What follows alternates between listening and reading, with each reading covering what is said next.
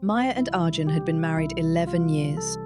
Their lives were woven from simple daily threads of quiet devotion and shared hard work.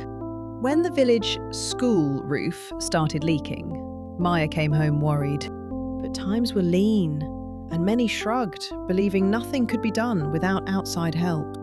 Inside, the children huddled around dry patches, their schoolbooks damp but their eager eyes still focused on the blackboard. Arjun just smiled and said, "It needs both of us."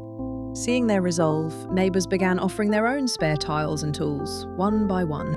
They didn't wait for a solution to arrive. That very night, they gathered what they had.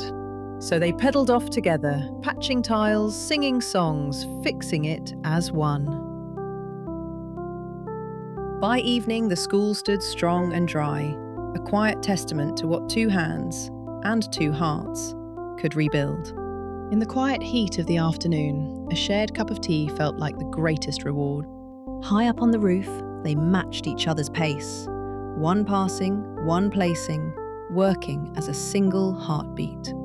That night, Pinky whispered, "I want a love like yours."